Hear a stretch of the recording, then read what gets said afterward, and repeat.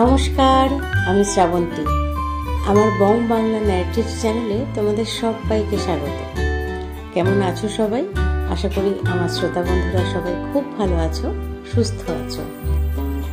প্রথমেই সবার কাছে ক্ষমা চেয়ে নিচ্ছি, আমার গলার অবস্থা বিশেষ ভালো নয়, তাই আজকের ঘটনাগুলো তোমরা সবাই আমাকে মার্জনা করে শুনে নিও, নিজের মনে করে, কাছের মেয়ে মনে করে।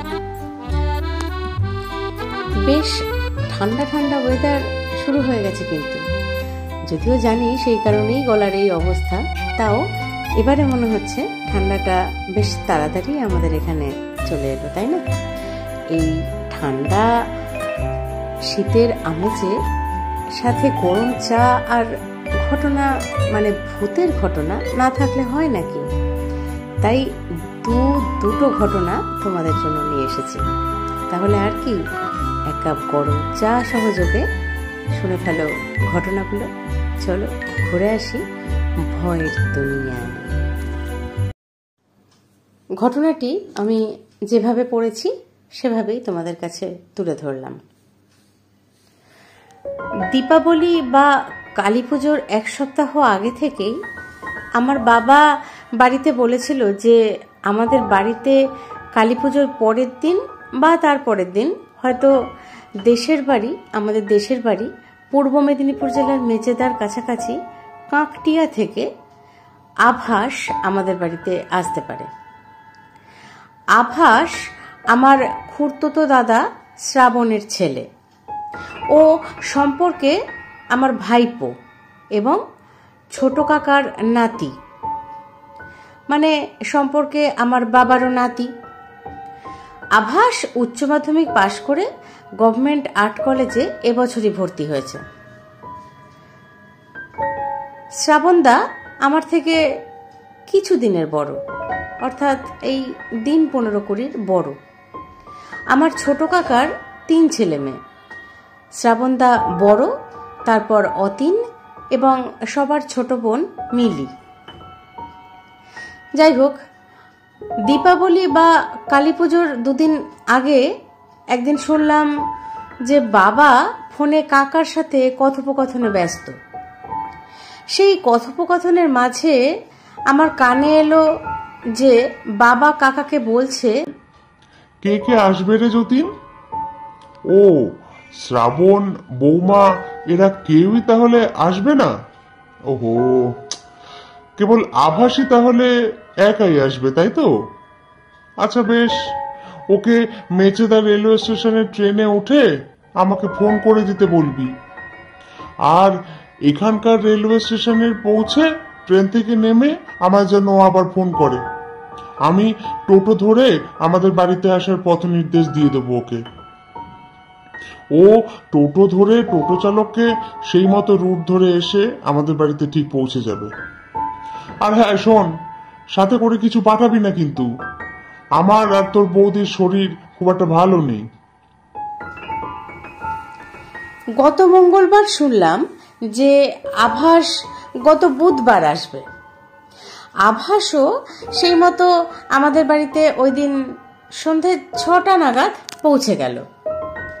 প্রাথমিক সৌজন্যসূচক কথাবার্তা দিয়ে সারার পর দেখি ওর ব্যাগ খুলে কিসব বার করছে। দেখি ও কিছু শাকসবজি, যেমন কলমি শাক, কুলেখাড়া, শুশনি শাক ইত্যাদির আলাদা আলাদা পলিপ্যাকের পোটলা, আর একটি 1.5 কিলো মাদ্রাজি ওল, সাথে 2টো সাদা মাঝারি মাপের ঢাকনা লাগানো সাদা রঙের ফুড কন্টেনার। এসব দেখে বাবা ওকে জিজ্ঞাসা করলো, এই তোদেরকে, মানে তোর দাদুকে বাবাকে তো সেদিনই ফোনে বললাম যেন কিছু না পাঠায়, এসব নিশ্চয়ই তোর দাদু কিনে পাঠিয়েছে। গতকাল ফোনে আমি তোর দাদুকে বারবার করে বারণ করলাম, তাও তুই এসব নিয়ে এলি। দাঁড়া, এক্ষুনি তোর দাদুকে আমি ফোন করছি। আভাস খানিকটা অনুনয়ের সুরেই বাবাকে বলল, ও দাদু শোনো না, এসব আমাদের বাড়ির চাষের শাকসবজি গো, আর নিজেদের পুকুরে আজকেই সকালে জাল ফেলে ধরা কিছু মাছ, আলাদা করে কিছু কিনে পাঠাইনি গো। বাবা বিস্মিত হয়ে আবারও জিজ্ঞাসা করলো, মানে তুই এসব শাকসবজির সাথে আবার মাছও এনেছিস? কেন এসব পাগলামি করিস বলতো তোরা? তা মাছগুলো কিসে করে এনেছিস? কি কি মাছ এনেছিস রে? দে, তোর কাকাকে দে, ও ফ্রিজের যথাস্থানে তুলে রাখবে। এসব বলে বাবা আমার প্রতি একটা ইঙ্গিতপূর্ণ দৃষ্টিতে তাকালো।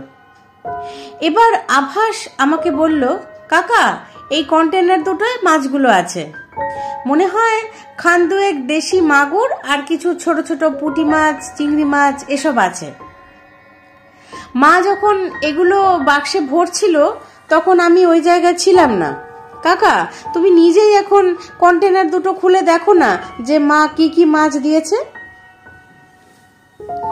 আচ্ছা বেশ, দেখছি বলে আমি ওই সাদা রঙের কন্টেনার দুটো একে একে খুলবো বলে হাতে নিলাম। একটা কন্টেনার হাতে নিয়ে খুলেই অবাক হলাম। দেখলাম ওই কন্টেনারটিতে আভাসের কথা মতোই দেশি মাগুর মাছ কেটে নুন হলুদ মাখিয়ে ম্যারিনেট করে রাখা আছে। আর একটা বক্সে রয়েছে নুন হলুদ দিয়ে ম্যারিনেট করে রাখা বেশ কিছু পুঁটি মাছ। আর তাদের সাথেই, মানে এই কন্টেনার দুটোর সাথেই রয়েছে প্রায় ইঞ্চি তিনেক লম্বা একটা লোহার পেরেক। সত্যি কথা বলতে কি, ওই দিন ওইসব মাছের সাথে ওই পেরেকটি দেখে ওই সময় আমি খুবই অবাক হয়েছিলাম। তাই সঙ্গে সঙ্গেই আমি আভাসকে ওই পেরেকটি দিয়ে প্যাক করার কারণ কি জিজ্ঞাসা করলাম। দেখলাম ও এই পেরেক প্রসঙ্গটা আমার কাছ থেকে সম্পূর্ণ এড়িয়ে গেল। তখন আমি আমার মাকে গিয়ে জিজ্ঞাসা করলাম। মা আমাকে বলল, দেখ, গ্রামে গঞ্জে মানুষের মধ্যে একটা প্রচলিত ধারণা আছে যে সন্ধ্যার সময় মাছ, মাংস ইত্যাদি নিয়ে যাতায়াত করলে পথের মধ্যে মেছো ভূত নাকি ওইসব মাছের গন্ধে অনুসরণ করে, মাছের লোভে ওই পথিকের পিছু নেয়। যেহেতু লোহা, আগুন এগুলিকে অপদেবতারা একটু এড়িয়ে চলে বা ভয় পায়, তাই হয়তো তোর বৌদি এই ব্যবস্থা করে মাছগুলোকে ওর সাথে এখানে পাঠিয়েছে।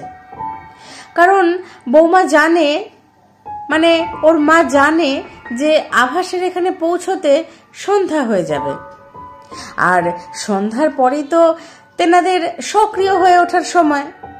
তাই তোর বৌদি এইসব মাছের সাথে ওই পেরেকটা কন্টেনারের মধ্যে দিয়ে দিয়েছে। এক্ষেত্রে এটা এক ধরনের সুরক্ষা কবচ হিসাবে কাজ করে, বুঝলি? এই ছিল ঘটনা। এখন আপনারাই বলুন যে এই যে আমার বৌদি মাছের সাথে পেরেক দিয়ে পাঠিয়েছিল, এই ঘটনার পিছনে সত্যি কি কোনো ভিত্তি আছে, নাকি এই ব্যাপারটাই পুরোপুরি জনশ্রুতি, নাকি এর পিছনে বিজ্ঞানসম্মত অন্য কোনো কারণও আছে? উত্তর আপনাদের আশায়। এই ছিল আজকের প্রথম ঘটনা। তবে এই কথাটি আমিও জানি, মানে এই সন্ধ্যার পরে মাছ, মাংস ইত্যাদি নিয়ে গেলে আমিও আমার মায়ের কাছে, ঠাকুমার কাছে শুনেছি যে এরকম লোহা দিয়ে দিলে নাকি পথের মধ্যে কোনো অশরীরী অনুসরণ করতে পারে না বা অন্য কোনো রকম ক্ষতি করতে পারে না।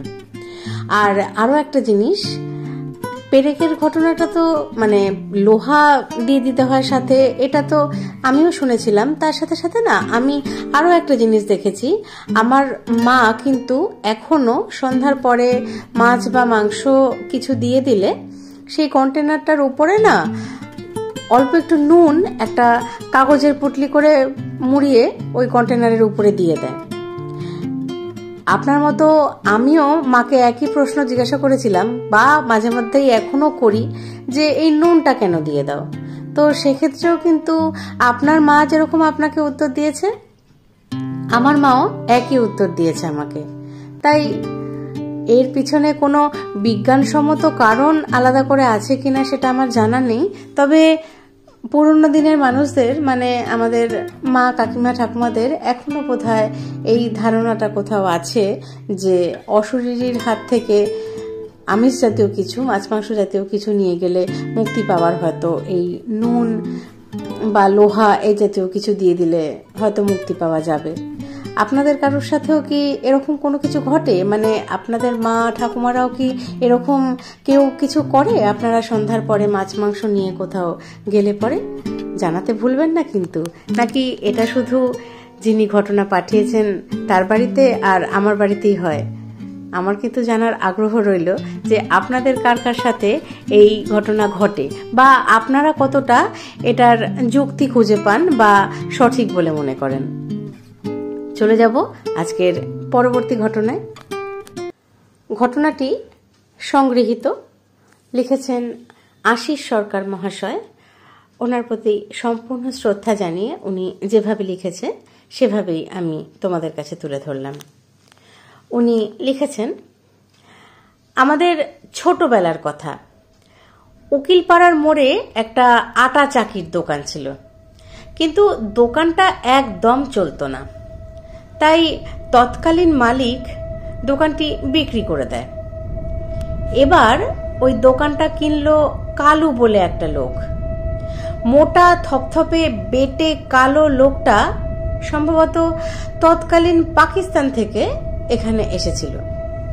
থাকতো বোধহয় পান্ডাপাড়ার দিকে। আলো বলে একটা ছোকরা কর্মচারী ছিল। কালু বেটা সারা দিন মদ খেয়ে দোকানের পিছনে একটা ভাঙা খাটে শুয়ে থাকতো, আর দোকান চালাতো এই আলো বলে ছেলেটা। খারাপের থেকেও খারাপ হয়ে দোকানটা চলছিল। এবার কালু মাঝে মধ্যেই দোকানে আসতো না, তাকে পাওয়া যেত শ্মশানে। প্রথম প্রথম যারা মরা পোড়াতে আসতো তাদের মধ্যে মদ খাওয়া একটা ফ্যাশন ছিল, আর তখনও ইলেকট্রিক চুল্লি প্রচলন হয়নি। তো যারাই মরা পোড়াতে আসতো কালু সেরকম একটা না একটা দলের সঙ্গে মিশে যেত। তাদের ভাই ফরমাস খাটতো, তাদের থেকে মদ খেত। তারপর শ্মশানের যাত্রী রুমের যে বারান্দা থাকতো সেই বারান্দায় শুয়ে ঘুমাতো। তার বাড়ি থেকে ওকে ধরে নিয়ে গেল, ও আবার ফিরে ফিরে আসতো। আস্তে আস্তে কালুর স্বভাব আরো বদলাতে লাগলো। এরপর একদিন তো ভয়ঙ্কর হয়ে উঠল। কালু শ্মশানে আতপোড়া মরার হাত পা নিয়ে খেত। এই দৃশ্য কেউ দেখতে পেলেও এর জন্য মাঝে মাঝে মারও খেত, কিন্তু তারপরেও আবারও সেই একই কাজ করত। এরপর কালু শ্মশানের পেছনে জঙ্গলের মধ্যে ভাঙা টিন জোগাড় করে কোন রকমে একটা ঘর মতো বানালো। একটা মা কালীর ফটো লাগালো। কোথা থেকে মানুষের কঙ্কাল জোগাড় করে সেটা ঘরের মধ্যে সাজিয়ে রাখলো। লাল পোশাক পরা ধরলো, গলায় অনেক তাবিজ, কবজ, মালা ইত্যাদি পরলো। দাড়ি গোপ রেখে একেবারে কাপালিক হয়ে গেল। লোকে তাকে কালু কাপালিক বলতে শুরু করলো। এরপর আবার সে লোকের হাত দেখার ভরঙ্গ শুরু করলো।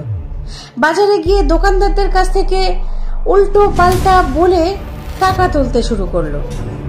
বেওয়ারিশ মরা জোগাড় করে তার উপর বসে ধ্যান করা শুরু করলো।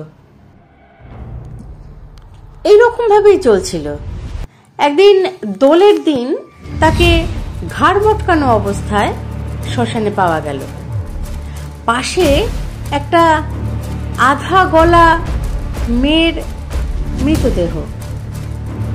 আধা গলা বলতে অর্ধগলিত বলতে চেয়েছেন উনি। অনেকে বলল ওই মেয়েটার উপরে বসে তপস্যা করছিল, তখন হয়তো ওই মেয়েটাই তাকে ঘাড় মটকে দিয়েছে।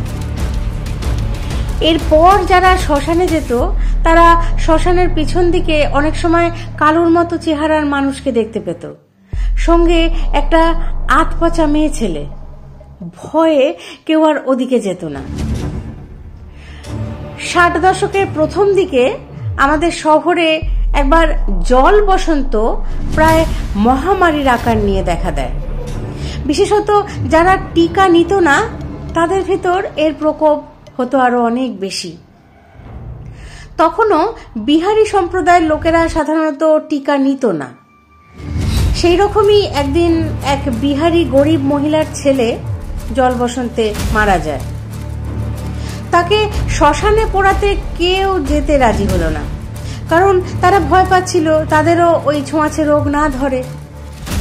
বিহারি মহিলা কাঁদতে কাঁদতে একটা বস্তার মধ্যে ছেলেকে ভরে কোনো মতে শ্মশানে নিয়ে এলো। শ্মশানের ডোমেরাও এই পক্সের মরা পোড়াতে চাইল না, কিন্তু সেই বিহারি মহিলা কি করবে, কিভাবে পোড়াবে এই ভেবে আকুল নয়নে বসে কাঁদছিল।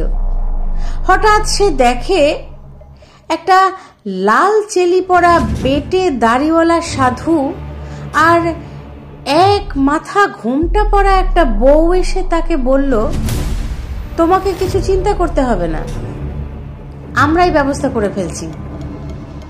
দুজনে মিলে চিতায় ছেলেটাকে শুইয়ে কাঠ খুঁজতে গেল। কিছুক্ষণ পরে এসে বলল, কাঠ নেই, কাঠ পাওয়া যাচ্ছে না, তুমি চিন্তা করো না, আমরা দেখছি। সেই বিহারি বউটা দেখল হঠাৎ সাধু বাবা হাতের মধ্যে আগুন লাগিয়ে দিল, আর সেই হাতটা চিতায় দিয়ে দিল। দাউ দাউ করে আগুন জ্বলতে লাগলো। এবার সে সঙ্গের বউটার দিকে তাকিয়ে দেখলো বউটার মুখের অর্ধেকটা নেই, দাঁতগুলো সব বেরিয়ে রয়েছে সেখান থেকে।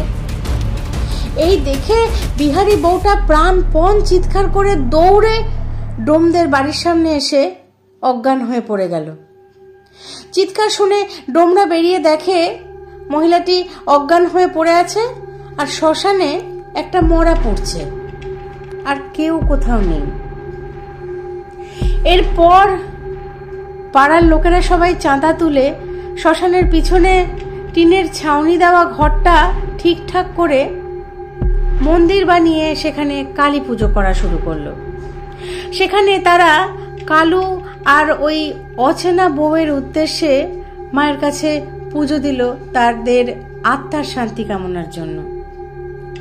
শোনা যায় এর পুজোর পর থেকে নাকি ওই কালু আর ওই আতপচা মেয়েটিকে কেউ দেখেনি।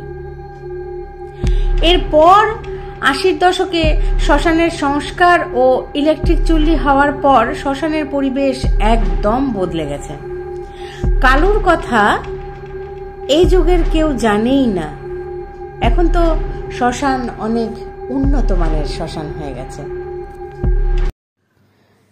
এই ছিল আরো একটি বেশ ভয়ঙ্কর ঘটনা। ঘটনাটি যদিও বহু পুরনো, তখনকার দিনে হয়তো এরকম অনেক কিছুই আমাদের গ্রামে গঞ্জে দেখতে পাওয়া যেত। তার কারণ তখন এত আধুনিক চারিদিক তৈরি হয়নি, এত গাড়ি ঘোড়া, এত লাইট চারিদিকে আসেনি। তখন গ্রামের পরিবেশগুলো সত্যি আজকের দিনের মতো নয়, অনেক অন্যরকম ছিল। তাই এরকম ঘটনার সাক্ষী যদি কেউ হয়েও থাকে, সেটা হয়তো অবাক হওয়ার মতন খুব একটা নয়। আমরা হয়তো এই আধুনিক যুগে দাঁড়িয়ে এর সত্যতা নিয়ে প্রশ্ন তুলব। যদিও ঘটনা বিশ্বাস করা বা না করা সম্পূর্ণ ব্যক্তিগত ব্যাপার আপনাদের। ঘটনাটি বিশ্বাস করলেও সেটা আপনারা আপনাদের দায়িত্বে করবেন, আর না হলে আমি বলবো শীতের দিনে চায়ের সাথে গল্প শোনার মতো করেই নয়তো ঘটনাটি শুনলেন। ঘটনা বিশ্বাস করতেই হবে এমন কোনো মাথা ব্যথা নেই। আজকের দুটি ঘটনাই কেমন লাগলো আপনাদের কমেন্ট করে জানাতে ভুলবেন না। আমার ঘটনা পাঠ যদি ভালো লাগে তাহলে লাইক, কমেন্ট, শেয়ার করতে ভুলো না। তোমাদের কাছে থাকা দুর্দান্ত ঘটনাগুলি আমাকে পাঠিয়ে দিতে পারো। রূপকথা সেন 2008@gmail.com ডেসক্রিপশন বক্সে আমার ইমেল আইডি দেওয়া আছে। সেই সব ঘটনাগুলো আমি তোমাদের সবার সাথে একসাথে শেয়ার করে নেব। সোমবার আর শুক্রবার সন্ধে 6টা মানেই তো দারুণ কিছু ঘটনা তোমাদের কাছে আসতেই থাকে। তাই আমার বং বাংলা ন্যারেটিভস চ্যানেলটিকে সাবস্ক্রাইব করে আমার পাশে থেকো বন্ধুরা। ঘটনা শুনতে থেকো, আমাকে আরো উৎসাহিত করো সামনে এগিয়ে যাওয়ার, তোমাদেরকে আরো নতুন নতুন ঘটনা শোনানোর। আজ তাহলে এই পর্যন্তই। সবাই খুব ভালো থেকো, সুস্থ থেকো। আবার আরেকটি ঘটনা নিয়ে চলে আসবো আগামী দিন। ধন্যবাদ।